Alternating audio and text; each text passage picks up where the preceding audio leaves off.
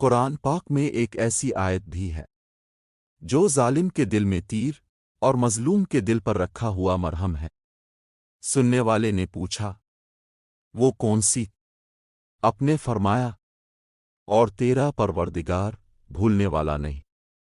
جب مجھے پتا چلا کہ محل کے بستر اور خالی زمین پر سونے والوں کے خواب ایک جیسے اور قبر بھی ایک جیسی ہوتی ہے، تو مجھے اللہ کے انصاف پر یقین آ گیا۔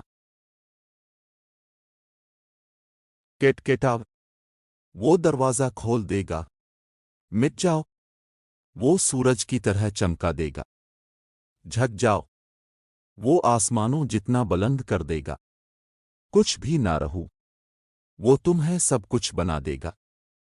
اس کے ہو جاؤ، وہ اپنا بنا لے گا۔ ابلیس میں 3 عین تھے، چوتھا نہیں تھا۔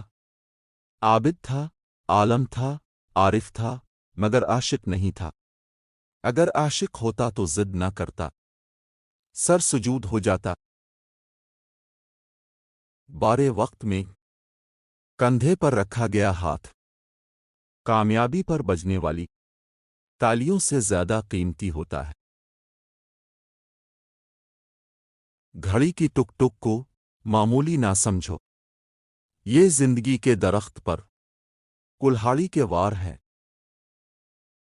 انصاف کرو ورنہ عدل رکھنا۔ حضرت صالح کی اونٹنی کے قاتل صرف 4 لوگ تھے، مگر غرق پوری قوم ہو گئی کیونکہ باقیوں کا جرم خاموش رہنا تھا۔ دماغ ایک بھیڑ ہے، اور روح ایک بھیڑیا ہے، اور ایمان ایک چرواہا ہے۔ اگر چرواہا مضبوط نہیں تو بھیڑیا بھیڑ کو کھا جائے گا۔